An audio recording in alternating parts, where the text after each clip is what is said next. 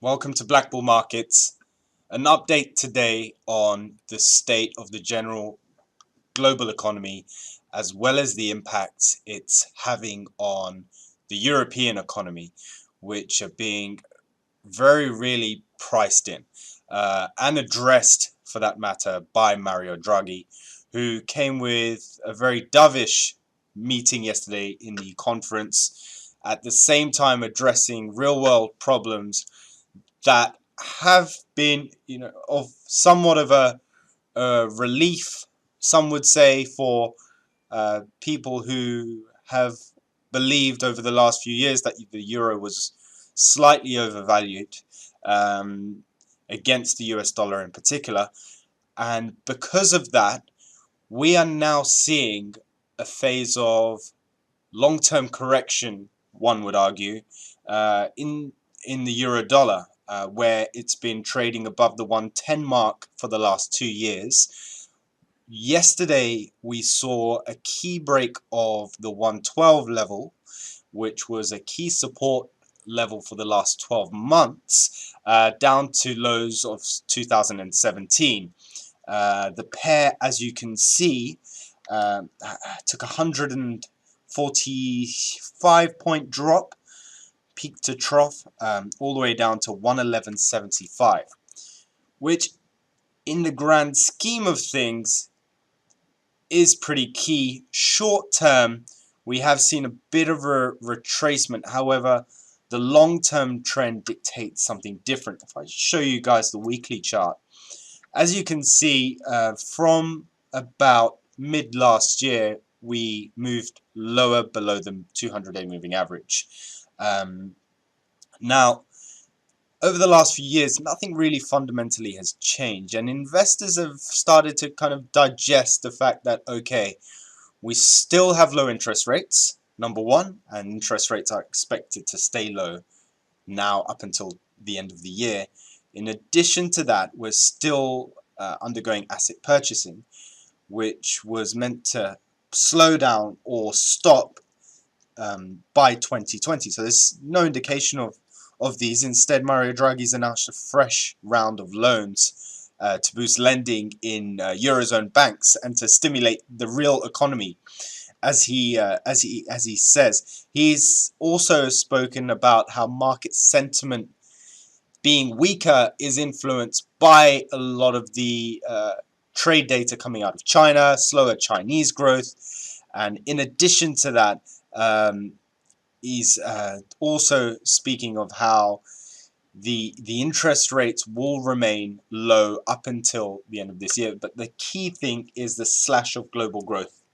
Slash of European growth forecast from 1.7% to 1.1% for this year. Now that is key. And going back to this weekly chart here, you can see we're now in this strong area of kind of approaching a consolidation area somewhat. However, if I take a fib here and take it from this swing low to this swing high, we could see, draw it properly,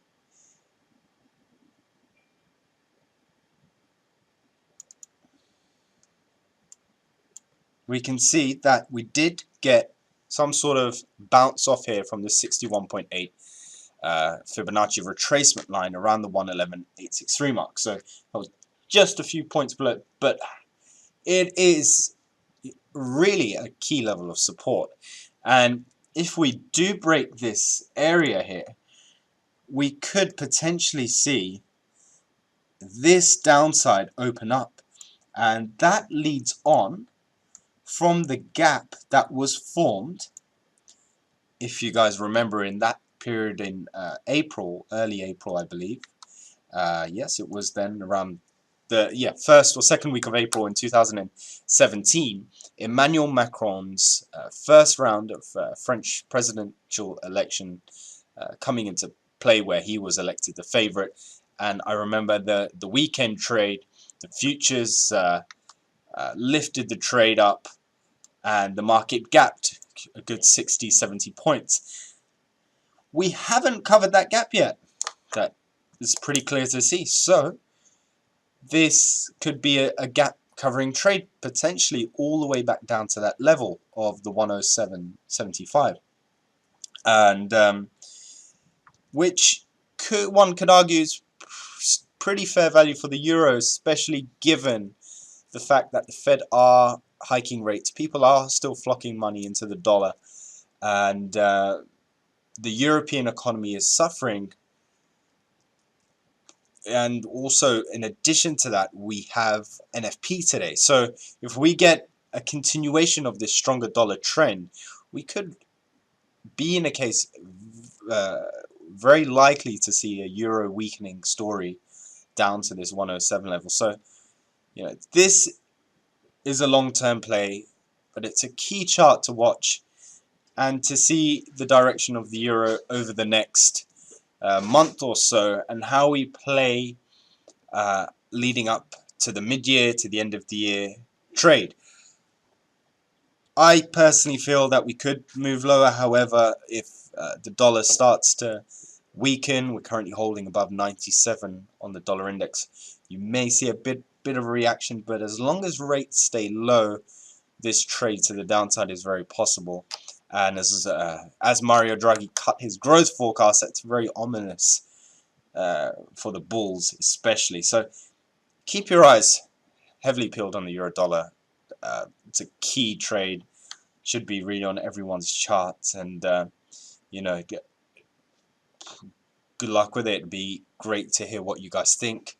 If you're a bull or a bear, feel free to share your discussion points below. I'd be delighted to hear from you, and both myself and my colleague Philip will happy to have a discussion with you about it. Please do also like this, subscribe, and comment what you think of this video. We all really appreciate it. It helps us a lot, and we wish you the best of luck with your trading.